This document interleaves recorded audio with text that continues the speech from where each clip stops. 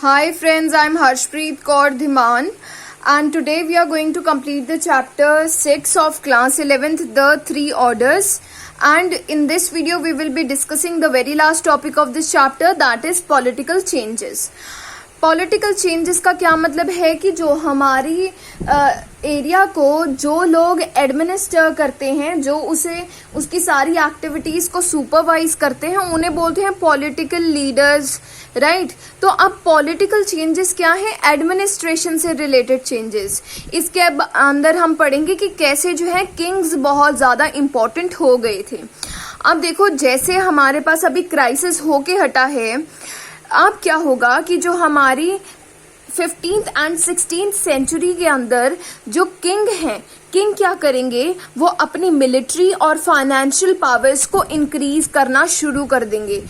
वो देखेंगे कि हमारे जो सब्जेक्ट्स हैं, सब्जेक्ट्स मतलब कि जो मेरे अंडर जितनी भी प्रजा है वो वीक हो गई है, क्योंकि हमारे यहाँ पे क्राइसिस आ गया है, क्योंकि ब्यूबोनिक प्लेग फैल चुका है और जो एग्रीकल्चर है वो लो हो चुका है और लॉर्ड्स भी कमजोर हो चुके हैं। इसके कारण जो है, जो किंग्स हैं उन्होंने सोच लिया कि हम अपनी मिलिट्री और फाइनेंशियल पावर्स को इंक्रीज कर लेते हैं। हम क्योंकि अभी अपनी पावर शेयर कर रहे थे, अब हम क्या करेंगे? अपने पास सारी पावर्स रख लेंगे। तो इन्होंने क्या किया? आर्मी को जो है वो रिक्रूट करना शुरू कर दिया। जैसे पहले होती थी, हमने वीडियो के अंदर डिस्कस किया था, फ्यूडल लेवीज क्या होती हैं। फ्यूडल लेवीज मतलब कि जो किंग है वो सेना को रिक्रूट कर लेता था, ऐसे कि भाई किसी भी सब्जेक्ट को, किसी को भी जो है अपनी सेना के अंदर इन्वॉल्व कर लेता था। पर अब क्या हो रहा है, ये फ्यूडल लेवीज जो है खत्म कर दी गई और प्रोफेशनल्स को जो है अपनी आर्मी के अंदर रिक्रूट करना शुरू करा, जो कि प्रोफेशनली जो है डिफेंसिव पर्पसेस को जानते हैं, गन चलाना जानते हैं, उन्हें रखना शुरू कर दिया। तो उसके बाद किंग ने अपने आप को ज्यादा जो है इन सभी चीजों की मेंटेनेंस के लिए पैसा चाहिए, तो ज्यादा पैसा रिवेन्यू इकट्ठा करने के लिए ज्यादा टैक्सेस लगा दिए, ठीक है। और ब्यूरोक्रेसी भी जो है अपनी ऑर्गेनाइज कर ली। ब्यूरोक्रेसी का क्या मतलब है कि वो लोग जो कि एडमिनिस्ट्रेशन करते हैं, ठीक है, जितने भी ऑफिसर्स होते हैं एक किसी भी किंगडम में या फिर नेशन में, they are known as bureaucracy. तो इन्होंने जो है ये तीन चेंजेस जो है कर दिए। अब क्या हुआ, क्योंकि ये जो सिस्टम अब आया है वो बिल्कुल डिफरेंट था, जिसकी वजह से जो लॉर्ड्स हैं वो बहुत ज्यादा सप्रेस कर दिए गए थे, लॉर्ड्स की पावर्स छीन ली गई थी। इसकी वजह से कई हिस्टोरियंस ने जो है इस किंग्स को बोला न्यू मोनार्च, मतलब कि नए टाइप की जो है राजा आए थे इस टाइम में 15th एंड 16th सेंचुरी के अंदर। उसके बाद हमें पता है 12th एंड 13th सेंचुरी के अंदर बहुत सब कुछ जो है गड़बड़ हो गई थी, पूरी जो इकोनॉमी है वो हिल गई थी।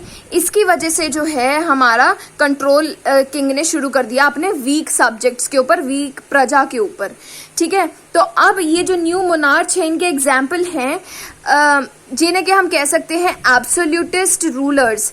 एब्सोल्यूटिस्ट वर्ड का मतलब होता है वो किंग जिसके पास अनलिमिटेड पावर हो। तो क्या क्या एग्जाम्पल हैं? Louis 11, Maximilian, Henry 7, Isabelle, Ferdinand. ये जो 5 रूलर्स हैं ये रिस्पेक्टिव कंट्रीज के हैं। You can check it out कि कौन कौन सी कंट्री के हैं in your book, okay. So अब इन सारे रूलर्स ने क्या किया? सेंट्रलाइजेशन कर दी। अब हमें पता है सेंटर का क्या मतलब होता है। सेंटर जो है वो सबसे ज्यादा मतलब कि एक पर्टिकुलर इंस्टीट्यूशन को या फिर एक पर्टिकुलर पर्सन को जब पावर मिल जाती है तो उसे बोला जाता है सेंट्रलाइजेशन, मतलब किंग को सारी पावर दे दी गई है। अब सेंट्रलाइजेशन के अगेंस्ट जो है लॉर्ड्स, जो कि नोबिलिटी ऑर्डर के थे, सेकंड ऑर्डर के थे, वो जो है अपोजिशन करना उन्होंने शुरू कर दिया, क्योंकि इन्होंने बहुत ज्यादा टैक्सेस जो है इम्पोज कर दिए थे। अपोजिशन आने लगी क्योंकि बहुत ज्यादा टैक्सेस थे।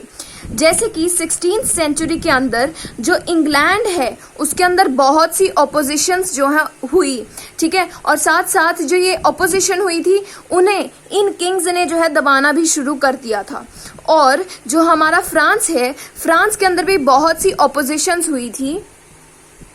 जो ये रूलर है लुइस 11, ये जो है फ्रांस के रूलर थे। तो इन्हें क्या है कि बहुत ज्यादा सप्रेस करना पड़ा, बहुत ज्यादा स्ट्रगल करना पड़ा। अलग अलग प्रिंस, मतलब कि जो लॉर्ड हुआ करते थे, अलग अलग प्रिंस और duke, duke means the male rulers, उन सभी को दबाना पड़ा, क्योंकि इन्हें ये जो है किंग है, इन्हें पावर चाहिए, और उन्हें जो है ऑपोजिशन से इन्हें बहुत ज्यादा हटाना पड़ा।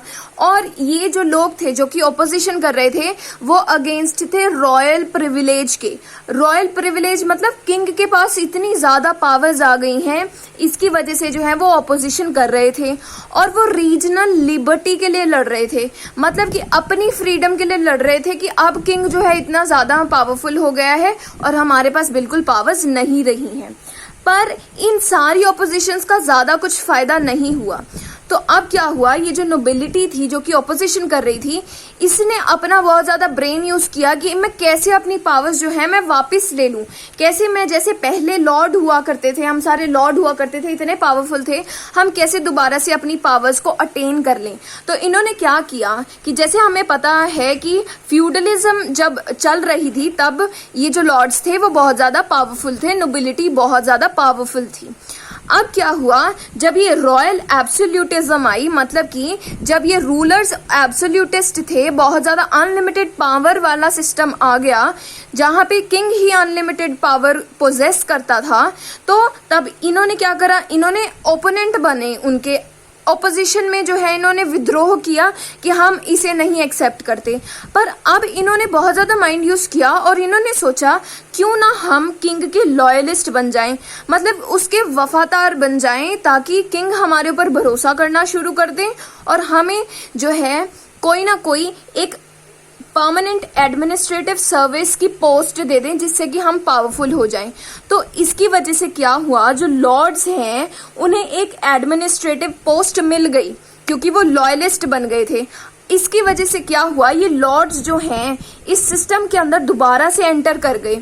अब लॉर्ड्स फिर से शुरू हो गए अपना वही पावर को अटेन करना, इन्होंने शुरू कर दिया, फिर से पावरफुल होने शुरू हो गए। इसलिए कहा जाता है कि फिर से जो है एक फ्यूडल सिस्टम आ गया, एक मॉडिफाइड फ्यूडल सिस्टम आ गया, जिसके अंदर जो किंग है वो एपेक्स के ऊपर नहीं है, मतलब सबसे ऊपर नहीं है। मैंने ये डायग्राम आपको समझाया था, पर किंग जो है वो सेंटर में आ गए हैं और उनके आसपास की जो हर एक चीज है वो किंग के अकॉर्डिंगली होगी। पर फ्यूडल सिस्टम फिर भी जो है बरकरार रहा एक मॉडिफाइड फॉर्म के अंदर। ओके, तो आपको ये समझ में आ गया होगा कि क्या क्या हुआ। किंग पावरफुल हो गए, ठीक है, उन्होंने सेंट्रलाइजेशन कर दी, टैक्स ज्यादा किए, तो ऑपोजिशन हो गई, ऑपोजिशन हुई तो क्या हुआ, कोई फायदा नहीं हुआ, तो इन्होंने क्या किया, ये लॉयलिस्ट बन गए और इसकी वजह से एक मॉडिफाइड फ्यूडल सिस्टम आ गया, जिसके अंदर लॉर्ड्स जो हैं उनके पास एक परमानेंट एडमिनिस्ट्रेटिव सर्विस जो है। ठीक है, तो हमने डिस्कस करा था कि इसमें क्या था, लैंड देने का सिस्टम था, है ना। ऐसे हमने ये ट्रायंगुलर शेप के अंदर किंग को सबसे ऊपर रखा था। पर ये वाला फ्यूडल सिस्टम नहीं रहा, बल्कि अब नया सिस्टम जो आया, ये मॉडिफाइड फ्यूडल सिस्टम आया। उसके अंदर जो किंग है वो बिल्कुल सेंटर में आ गए, क्योंकि सेंट्रलाइजेशन हो गई, हर एक काम किंग से पूछ के किया जाएगा। किंग सबसे ज्यादा पावरफुल है, पर एट द सेम टाइम जो हमारी नोबिलिटी यहाँ पे प्रेजेंट हुआ करती थी वो यहाँ पर प्रेजेंट थी। इसकी वजह से मॉडिफाइड फ्यूडल सिस्टम जो है आ गया। अब ये जो नया सिस्टम था, नया स्टेट सिस्टम था, मतलब गवर्नमेंट का नया सिस्टम था, इसके अंदर पैट्रोनेज बहुत ज्यादा प्रेवलेंट थी। पैट्रोनेज का क्या मतलब होता है, एक पर्सन जो है दूसरे पर्सन को फाइनेंशियल सपोर्ट देता है और उसके बदले में उसे कुछ ना कुछ जो है बेनिफिट हो जाता है। तो आप देखेंगे क्या हुआ कि ये जो कई बैंकर्स थे, कई ट्रेडर्स थे, वो क्या करते थे, किंग को जो है पैसा उधार में दे देते थे। अब पैसा देने के बाद क्या हुआ कि ये जो किंग है वो आगे अपनी आर्मी को जो है वो वेजेस दे दिया करता था। अब किंग ने क्या किया, इसके बदले में ये जो बैंकर्स हैं इन्हें पैसा तो लौटाना ही है, पर किंग क्योंकि ये इसकी हेल्प कर रहे हैं, इसलिए किंग ने जो है अपनी कोर्ट के अंदर, मतलब अपना जो दरबार है उसके अंदर एक स्पेशल प्लेस दे दिया इन बैंकर्स को और ट्रेडर्स को, राइट। इसकी वजह से जो नॉन फ्यूडल एलिमेंट्स हैं वो स्टेट सिस्टम के अंदर आने शुरू हो गए। मतलब जो फ्यूडल सिस्टम के अंदर पहले आते नहीं थे, पर अब जो ये मॉडिफाइड फ्यूडल सिस्टम आया है उसके अंदर नॉन फ्यूडल लोग भी शामिल होना शुरू हो गए। ठीक है, अब हम आगे पढ़ेंगे कि इन सारी जो हमारे जिस रीजन के बारे में हम पढ़ रहे हैं, फ्रांस, इंग्लैंड, वेस्टर्न यूरोप के बारे में, वहां पर पार्लियामेंट्स की क्या कंडीशन थी। मतलब पार्लियामेंट हुआ करते थे, क्योंकि अब हमने देखा किंग जो है वो बहुत ज्यादा पावरफुल थे, पर क्या पार्लियामेंट भी हुआ करता था? तो इसका आंसर है कि यस, हुआ करता था। बट क्या सिचुएशन थी वो हम अब पढ़ेंगे। जैसे कि फ्रांस के अंदर जो लुइस 13 नाम के किंग थे, ठीक है, वो जो है बहुत ज्यादा छोटे थे एज में, ठीक है, इसलिए उन्हें कहा है चाइल्ड किंग। ठीक है, लुइस 13 जो है इनके टाइम में जो है पार्लियामेंट के सेशन हुआ करते थे। ठीक है, असेंबली जो है बैठती थी, उसका नाम था एस्टेट जनरल। ठीक है, एस्टेट जनरल, जिसके 3 हाउसेस हुआ करते थे, जो कि तीनों ऑर्डर्स को रिप्रेजेंट करते थे, clergy, nobility and the peasants. ठीक है, और क्या हुआ, ये जो है इस टाइम पर 1614 का टाइम चल रहा था, ये ईयर चल रहा था। अब आखिरी बार ये जो असेंबली है वो 1614 के अंदर बैठी। इसके बाद जो है ये पार्लियामेंट का सिस्टम बिल्कुल खत्म कर दिया। ठीक है, इतने सालों बाद, अप्रोक्सीमेटली 2 सेंचुरीज के बाद जो है इन 1789 फिर से पार्लियामेंट जो है वो चलना शुरू हुआ। मतलब कि फ्रांस के अंदर जो है बहुत लेट जो है ये सब कुछ आया था, फिर बंद हुआ, फिर बहुत लेट शुरू हुआ। ठीक है, आज के टाइम में जो फ्रांस है वो एक रिपब्लिकन जो कंट्री है, रिपब्लिक है, कंट्री है, जिसके अंदर जो है बाहर के कोई भी लोग जो हैं उनकी कंट्री को कुछ कर नहीं सकते, उसके ऊपर रूल नहीं कर सकते। सो France is a republic country. और इंग्लैंड का क्या सीन है? इंग्लैंड जो है, इंग्लैंड के अंदर हमने पढ़ा था 6th सेंचुरी से एक लोग रह रहे थे जिनका नाम था, ट्राइब रह रहे थे जिनका नाम है एंग्लो सेक्सॉन्स। ठीक है, ये ट्राइब का नाम है, जर्मेनिक ट्राइब का। हमने इस टाइम से जो है एक पार्लियामेंट एग्जिस्ट करता था जिसे बोलते थे ग्रेट काउंसिल। ठीक है, ग्रेट काउंसिल के 2 हाउसेस हुआ करते थे, House of Lords and House of Commons. ठीक है, हाउस ऑफ लॉर्ड्स के अंदर नोबिलिटी के लोग हुआ करते थे और क्लर्जी के। हाउस ऑफ कॉमन्स के अंदर जो रेस्ट बचे हुए लोग हैं वो हुआ करते थे। ठीक है, तो अब क्या हुआ, ये जो किंग चार्ल्स थे, इन्हें जो है इन्होंने क्या किया कि ये जो सिस्टम है पार्लियामेंट का, इन्होंने खत्म कर दिया। अब लोग इनके अगेंस्ट हो गए, उन्होंने जो है वॉर किया अगेंस्ट द किंग चार्ल्स। ठीक है, किंग चार्ल्स का नाम याद रखना। अब जो किंग चार्ल्स हैं उन्हें मार दिया गया लोगों के द्वारा।